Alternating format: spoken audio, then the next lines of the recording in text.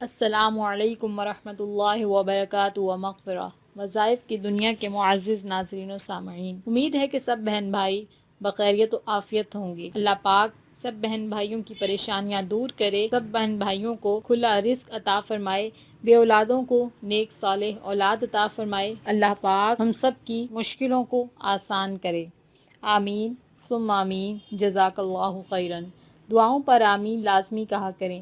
آپ نہیں جانتے کب کہاں کس کی آمین سے کس کی تقدیر بدل جائے گی، وہ آپ بھی ہو سکتے ہیں۔ وظائف کی دنیا کے معزز ناظرین و سامعین، آج آپ کے لیے ایک قرآنی وظیفہ لے کر آئی ہوں۔ بہت ہی آسان سا عمل ہے۔ آج کا قرآنی وظیفہ بہت ہی ہٹ کے ہے، بے شک یہ قرآنی وظیفہ ہے اور قرآن پاک ہمارے لیے رحمت ہدایت ہے۔ آج آپ کے لیے جو وظیفہ لائی ہوں وہ اس کا تعلق خاص عورت سے ہے، بے شک مردوں کے ساتھ بھی یہ مسئلہ ہو سکتا ہے۔ عورتیں آج کل اپنے بالوں کی وجہ سے بہت پریشان ہیں، کیونکہ وقت کی کمی کی وجہ سے وہ اپنے بالوں کا خیال نہیں رکھ پاتی۔ ہم نماز کی ادائیگی بھی نہیں کرتے۔ یہ بات شاید بہت ہی کم لوگوں کو پتا ہے کہ جب ہم سجدہ کرتے ہیں تو بالوں تک جب ہمارا خون آسانی سے پہنچتا ہے تو ہمارے بالوں کو مضبوطی ملتی ہے، ہمارے بالوں میں جان آتی ہے، دماغ کو طاقت ملتی ہے، ذہنی توازن بہت تندرست ہوتا ہے۔ لیکن ہم اپنا فرض ادا ہی نہیں کرتے، ہم فرض ادا کرنا بھول جاتے ہیں۔ بے شک نماز میں ہمارے لیے بہت سارے فائدے ہیں، بے شک نماز ہمیں بے حیائی اور برے کاموں سے بھی روکتی ہے۔ اب اس کے علاوہ ایک بات یہ بھی ہے کہ آج کل ہماری بہنوں نے یہ بات عام سی سمجھ لی ہے، بالوں کی نمائش شاید ضروری ہے، جبکہ یہ بہت بڑا گناہ ہے۔ ہر مسلمان بہن کو اپنے بال ڈھک کر رکھنے بہت ضروری ہیں۔ آپ کے بالوں پر جب کسی غیر محرم کی نظر پڑتی ہے تو اسے بھی گناہ ہوتا ہے، آپ کو بھی گناہ ہوتا ہے، اور آپ کو نہ روکنے والوں پر بھی گناہ ہوتا ہے۔ تو آپ یہ دیکھیں کہ ایک کام جو آپ کر رہے ہیں، آپ کے عمل سے آپ خود بھی گناہ گار ہوئے اور اس کے ساتھ کتنے لوگ گناہ گار ہوئے۔ آج کل روڈ پر جا رہے ہوتے ہیں تو سر پر ہم دوپٹہ نہیں لیتے، ہمارے بال سر عام نہ جانے کتنے غیر محرم مرد دیکھتے ہیں، اور اتنے ہی ان سب کو بھی گناہ ملتا ہے اور ہم خود بھی اس گناہ کے مرتکب ہوتے ہیں۔ اللہ پاک ہم سب کو حیا کا دامن تھامنے کی توفیق دے۔ اللہ پاک ہم سب کو پردہ کرنے کی توفیق عطا فرمائے۔ اللہ پاک بے شک ہمارا رب ہماری نیتوں کو جانتا ہے۔ اب جو میں عمل آپ کو بتاؤں گی، اس کی نیت بھی خاص یہی کرنی ہے کہ بال عورت کی زینت ہیں۔ اللہ تعالیٰ نے عورت کے حسن کو بڑھانے کے لیے عورت کو بال دیے ہیں، تو اگر کسی مسئلے، پریشانی یا بیماری کی وجہ سے وہ جھڑ گئے ہیں، یا صحت میں خرابی کی وجہ سے جھڑ رہے ہیں، یا ان کی صحت اچھی نہیں ہے، تو اس کے لیے میں آپ کو ایک چھوٹا سا عمل بتاتی ہوں، آپ نے وہ کرنا ہے۔ انشاءاللہ عز و جل آپ کا مسئلہ ضرور حل ہو جائے گا۔ آپ نے کرنا یہ ہے کہ آپ نے اہدنا الصراط المستقیم، اہدنا الصراط المستقیم، اہدنا الصراط المستقیم، سورہ فاتحہ میں یہ آیت ہے۔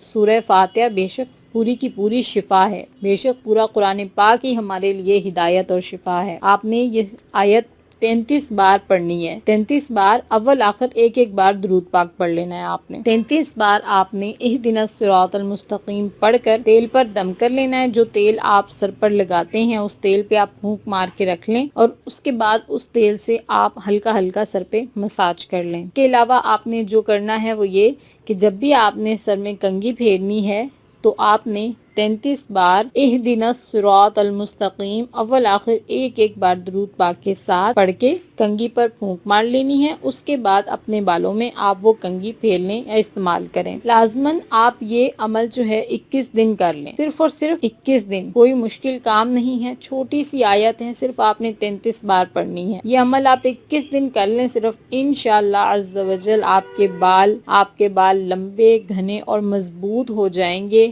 اور کوشش کریں کہ اپنی خوراک کو بہتر بنائیں، اپنی روٹین کو بہتر بنائیں، ٹائم سے اٹھا کریں، نمازوں کی پابندی کریں اور ورزش کریں۔ انشاءاللہ تعالی اللہ تعالی آپ کے ہر مسئلے کو حل کر دے گا اور ہر پریشانی سے آپ کو نجات دے گا۔ جب ہم صبح وقت پر نہیں اٹھتے، صبح کی تازہ ہوا نہیں لیتے، وقت پر نہیں اٹھتے، نماز نہیں پڑھتے، وقت پر ناشتہ نہیں کرتے، تو پھر اس سے ہمارا معدہ بھی ڈسٹرب ہوتا ہے، معدہ خراب ہو جاتا ہے، اس کی وجہ سے ہمیں بہت سارے مسائل کا سامنا کرنا پڑتا ہے، اس کے ساتھ ہی اس میں پھر بالوں کے مسئلے بھی شروع ہو جاتے ہیں۔ ہم اپنی صحت تو خود خراب کر لیتے ہیں، وقت کی پابندی ضروری ہی نہیں سمجھتے، جی چاہا سو گئے، جی چاہا اٹھ کے، کوئی زندگی کا نظام ہی نہیں ہے جو ہم نے سیٹ کر رکھا ہو، کوئی لائحہ عمل ہی نہیں ہے، بس جی چاہا سو لیا، جی چاہا اٹھ گئے، ٹی وی ڈرامے دیکھتے رہے، اس میں وقت برباد کر لیا، کبھی میگزین پڑھ لیا، اس میں وقت برباد کر لیا۔ اپنے آپ کو نیکی کے کاموں میں مصروف رکھا کریں، اپنے آپ کو پابند کریں۔ اللہ تعالیٰ نے وقت کا ایک نظام بنایا ہے، چاند سورج سب اپنے اپنے وقت پہ نکلتے ہیں، اذانیں اپنے وقتوں پہ ہوتی ہیں، یہ سب روزے اپنے وقت پہ آتے ہیں۔ یہ سب کس کے لیے ہے؟ یہ سب نشانیاں ہمارے ہی لیے ہیں کہ جب قدرت کا نظام اپنے وقت پہ چل رہا ہے، قدرت نے آپ کو ایک ٹائم ٹیبل دے دیا ہے کہ آپ نے صبح اٹھنا ہے، نماز پڑھنی ہے، وقت پر آپ نے تازہ ہوا لینی ہے، وہ آپ کے لیے بہت فائدہ مند ہے۔ اس کے بعد جو ہلکی دھوپ نکلتی ہے اس سے آپ کو وٹامنز ملتے ہیں۔ ہم ٹیبلٹ کھا کھا کر وٹامن لیتے ہیں، پہلے ہم سوئے رہتے ہیں، اس کے بعد ہم ٹیبلٹ کھا کر وٹامن لے رہے ہوتے ہیں، جبکہ اللہ تعالیٰ نے ہمیں ہر چیز عطا کی ہوئی ہے۔ ہمیں خود اپنے نظام زندگی کو درہم برہم کر کے رکھا ہوا ہے۔ یہ ہماری ہی غلطیاں ہیں جن کی وجہ سے ہم اتنے سارے مسائل کا شکار ہوئے ہیں۔ اگر ہم اپنے نظام زندگی کو بہتر بنائیں گے تو انشاءاللہ عز و جل اللہ تعالیٰ ہمارے لیے بہت آسانیاں پیدا کر دے گا۔ بے شک اللہ پاک ہم سب کو 5 وقت کا نمازی بنائے، قرآن پاک کو ہمیں سمجھ کر پڑھنے کی توفیق عطا فرمائے۔